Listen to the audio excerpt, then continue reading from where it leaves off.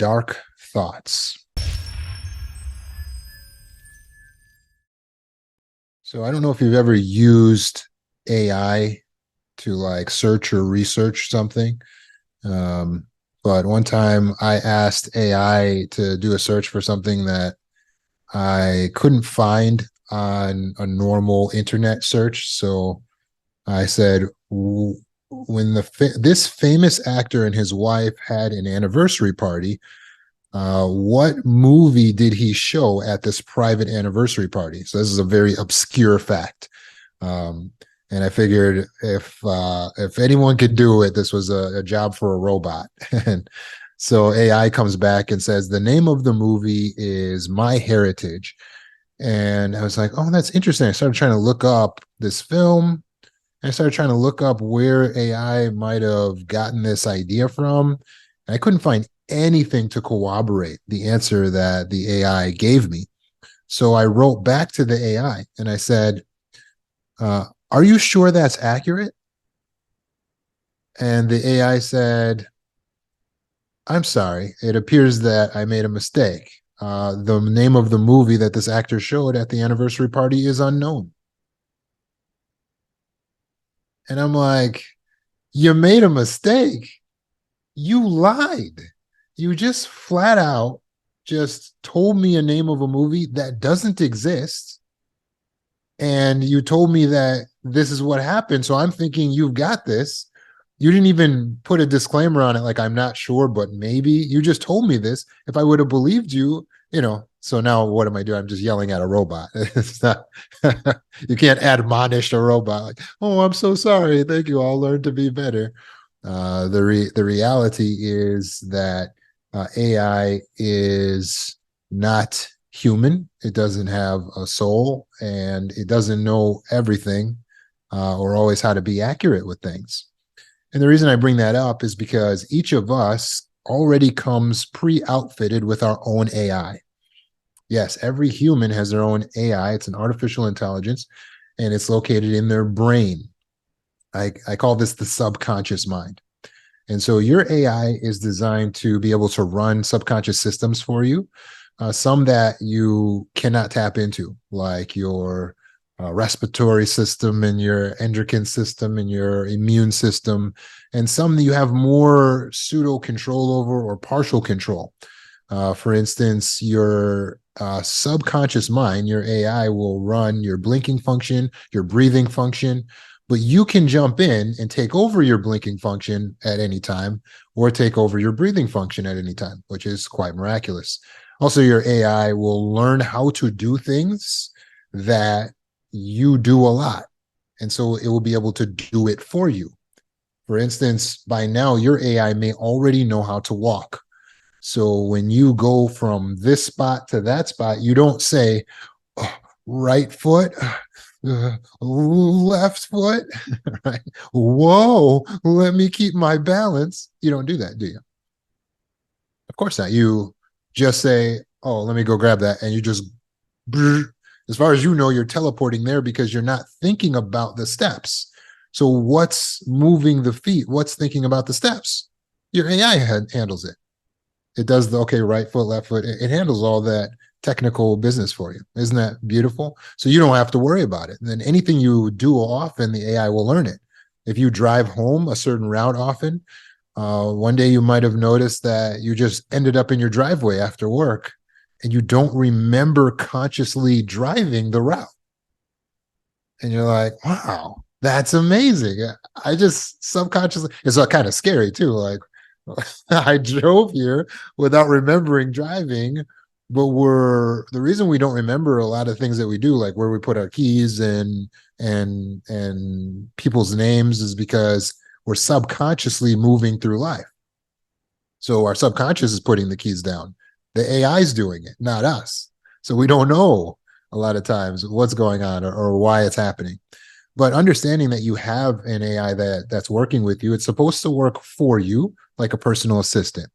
Iron Man has Jarvis. There's a little voice in his helmet with an English accent. That's what your AI is supposed to do, except it tends to mimic your accent. So, like the AI I was talking to, your AI can make mistakes as well. Your subconscious mind can tell you lies. Do you understand that? It can just flat out lie to you.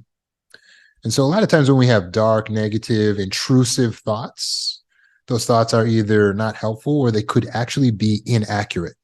So it is possible for your AI to just hand you something that's just totally worthless and not helpful to the situation at all. Like you find yourself being ignored by a buddy, and then your AI is like, maybe you're not likable, or maybe you're not lovable, right? And so you get these ideas that pop into your head. And sometimes these thoughts are very dark. Like, maybe I'll kill that person, or maybe I'll harm myself. When you have a dark thought, how should you take it? Should you assume that that thought is a representation of who you are? Well, no. Just like the AI can hand you inaccurate information, your subconscious mind can tell you things that are inaccurate or unhelpful, and it can suggest things that are dark, even though those things are not a reflection of who you truly are. So sometimes trauma survivors or those who suffer from borderline personality disorder make the mistake of thinking that a dark thought that they're having or experiencing or that popped into their brains is an indication of who they are. So they think that they are their thoughts. So when they think this dark, violent thought, then they go, oh my God, what's wrong with me? Oh no. CPTSD. Or even worse, and this is common with a person with borderline, they'll go, yeah, darkness. That's what I feel like getting into right now. And they'll go with the dark thought. They'll say, violence, yeah, I can ratchet that up. Let's take it to the next level. And they ruminate on the actual violence. They start thinking about it and perseverating on it because it makes them feel good because they were angry.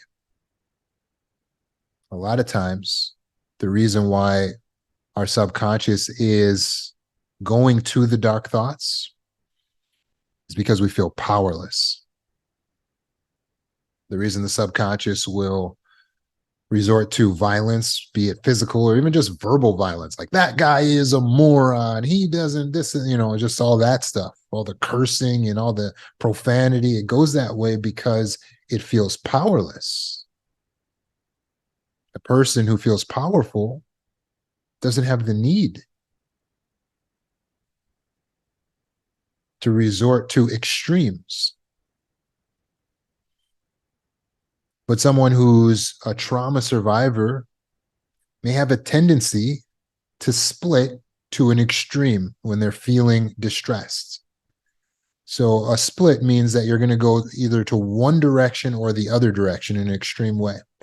And so a trauma survivor or someone with borderline may split and say, I'm going to go all bad on this. I'm going to go all dark on this. So I'm going to fantasize about harming an individual or killing an individual.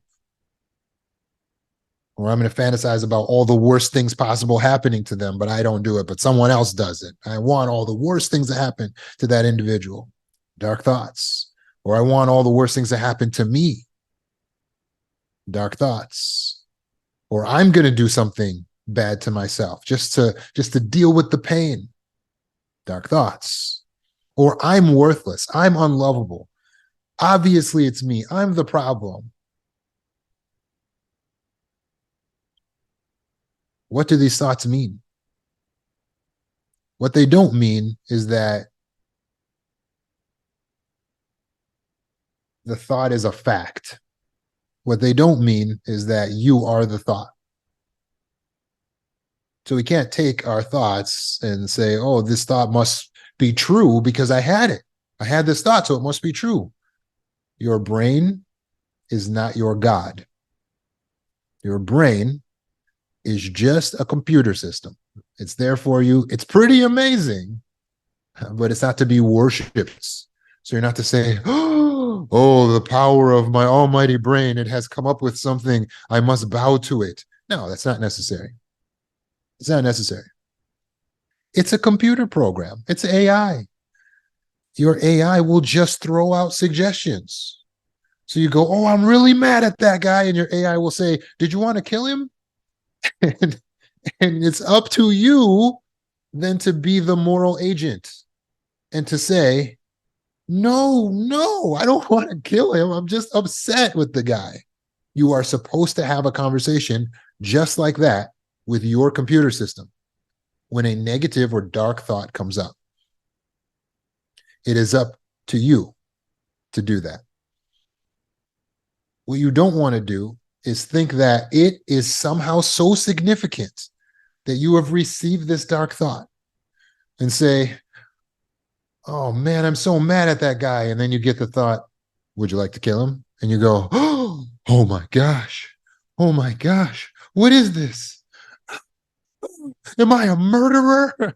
What am I? Oh, there's blood on my hands. And you just go deep into a spiral of self-doubt and self-brutalization. It's not necessary. Don't doubt yourself. It's just a computer system. There is no human being in the world that never receives a dark, intrusive, inappropriate thought.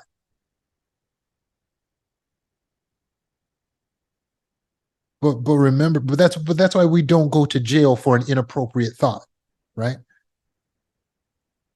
You are not to blame necessarily for every random idea that just pops up into your subconscious. Please understand that. So taking it personally, oh no, why did don't do that. Stepping over to the dark side, equally unhealthy. Kill him, you say? Let me ponder this idea. Let me ponder this thought. Very dangerous. Now you're allowing the AI to lead you.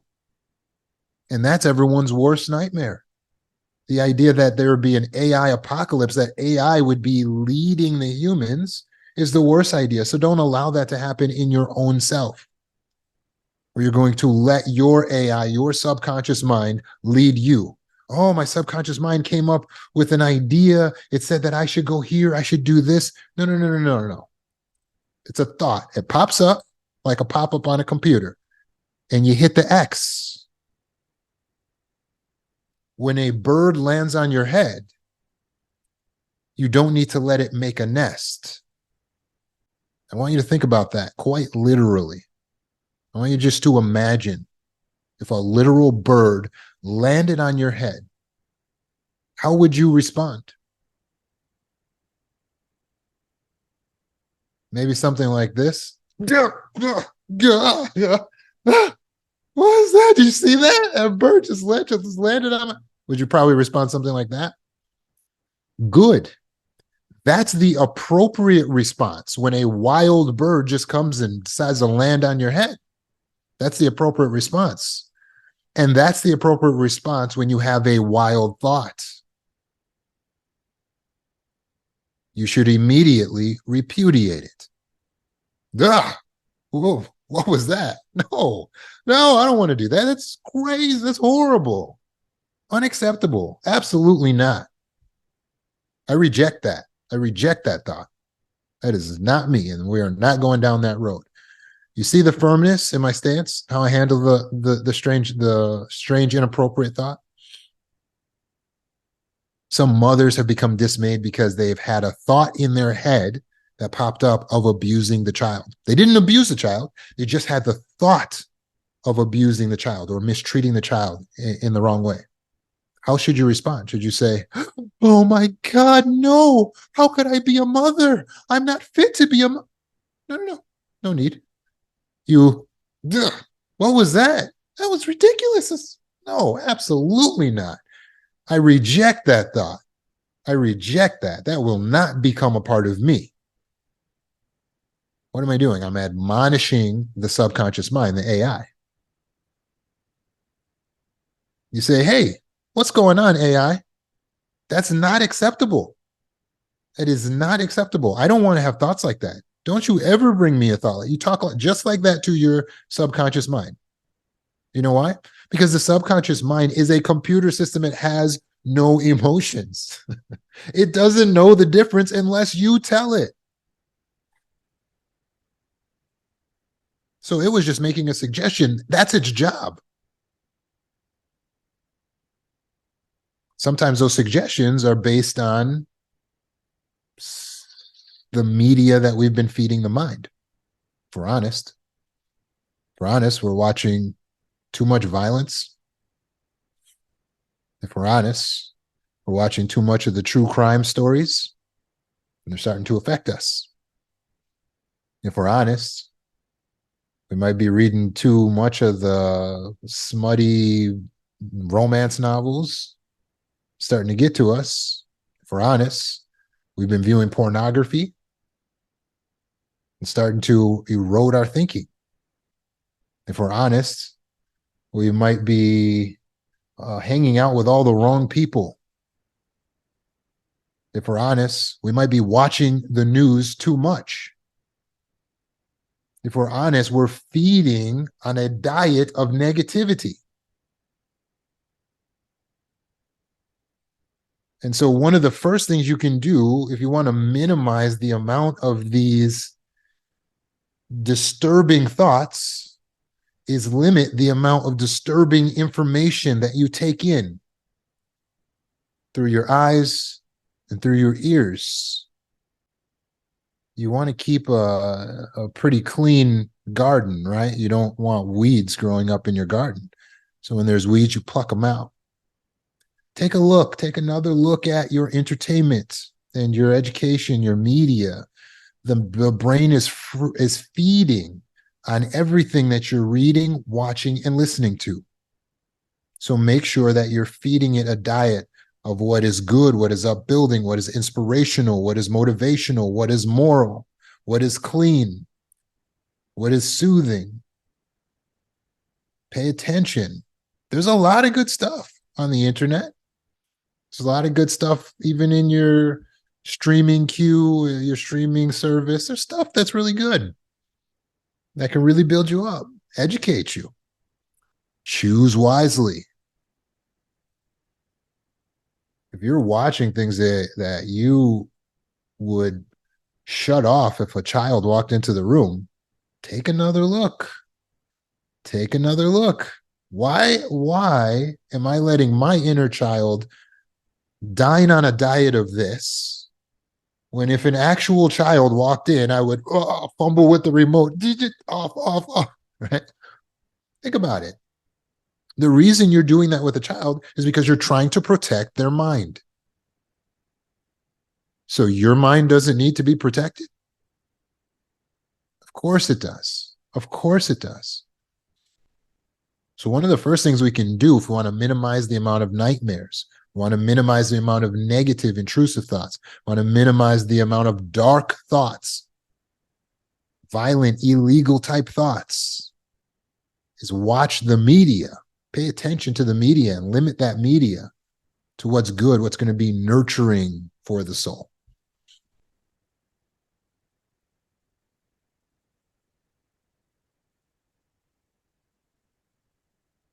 So when your AI says, hey, would you like to do this really disgusting thing? Don't take it personally. Reject the thought. And your AI will simply say, okay. And it will retreat. Again, when your AI says, hey, would you like to do this really nasty thing that doesn't represent you and who you are? Don't follow that thought. Don't ruminate on that thought. Reject the thought.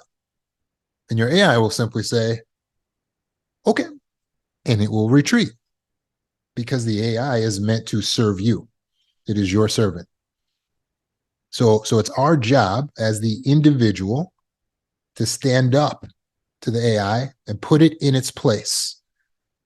Let the subconscious mind know, no, we don't do that here. Again, those negative or dark thoughts that may come up are not who you are. You are the collection of your values. You are your values. So that's not the thoughts that happen to pop up. So even if you were in a situation where you had power over employees or over opposite gender or over a child, and you had a thought that popped into your head that said, hey, maybe I could abuse my power right now. You should, oh, it's a bird. It landed on my head. You go, no, no, no, no, no, no. That doesn't represent me. I reject that. Absolutely not. And understand it's not a representation of who you truly are. It's when you hold on to something and you elevate it and you make it important to you, then it becomes a part of you. And this is why we don't want to stay with the dark thoughts. Because you are your values. So when you start to value a thought, yeah, I like that idea. I like the idea of doing that. Ooh, I want to think about that again. Ooh, that makes me feel good. Ooh, I want to hold on to this. Then you are in danger of becoming those bad thoughts. You understand? But there's a clear differentiation between the brain, the subconscious, and who you actually are. There's a variety of reasons why trauma survivors can have dark, intrusive thoughts. Imagine some of the trauma that you may have experienced in your past that you may have blocked out of your memory, that your mind is trying to just figure out and sort out. Imagine the powerlessness that you've experienced in your life. And you have a part of yourself that wants retribution, that wants revenge. The splitting that occurs when we're going to extremes. There's a variety of reasons why we might go to the extreme of going into dark thoughts. But how can we stop it? Well, first of all, it's by standing up, as I said, and repudiating those thoughts. Please understand, in psychology, they call this fusion and diffusion. So when you fuse with your thoughts and then you let yourself become the thoughts, that is not good when it's a negative or dark thought. So we want to defuse the thoughts. And thought diffusion is to recognize it, observe it as a thought. Oh, that's weird. And then say, no, no, no, no, no. I reject that. So one of the ways we can stand up to dark thoughts if it goes into rumination and we're thinking too much on it and we're finding it difficult to stop, snap yourself out of it with a propitious question. Snap yourself out of it with a propitious question. If you'd like to learn how to use propitious questions, you can go to YouTube, Roman Zanoni propitious questions. So for example, let's say I'm going, and I'm thinking something dark that I might do that's kind of criminal in nature.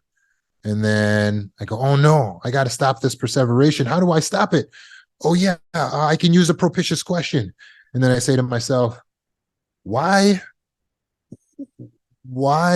am I actually way too moral to do something like that? Why am I actually way too moral to do something like that?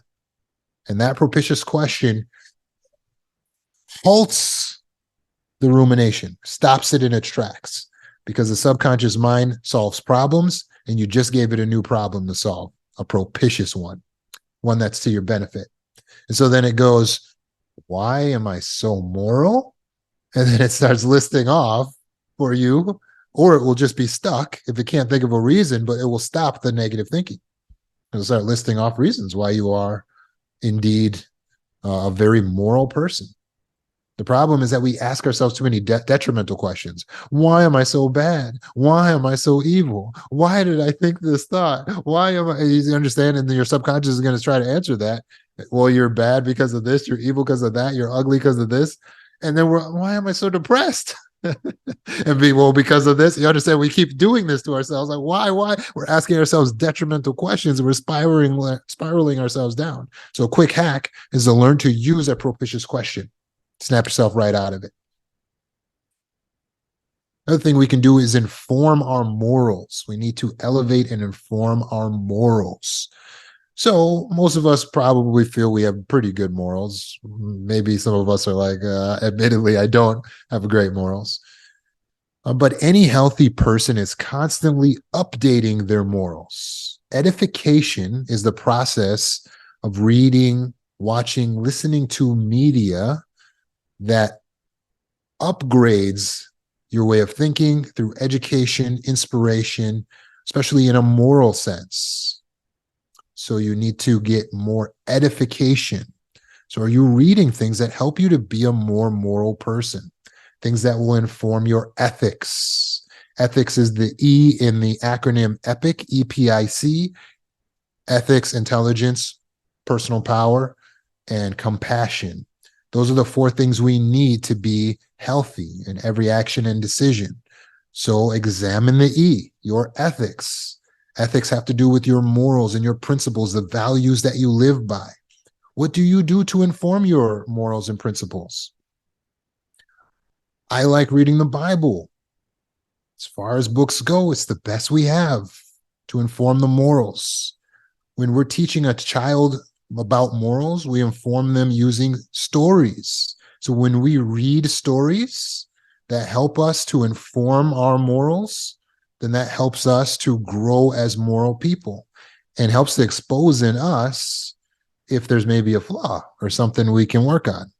Like I realized recently in some news thing that came up, a news article came up, that I was lacking in some morals because they said this couple suddenly found $200,000 in their checking account. Just one day they woke up, there's 200 grand there.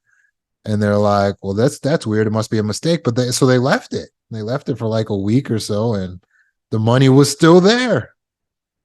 So they started going shopping and they started spending that 200 grand. They were giving it to friends and family and just kind of upgrading their life. And then one day the bank calls like, hey, we made a mistake. We need that 200 grand back.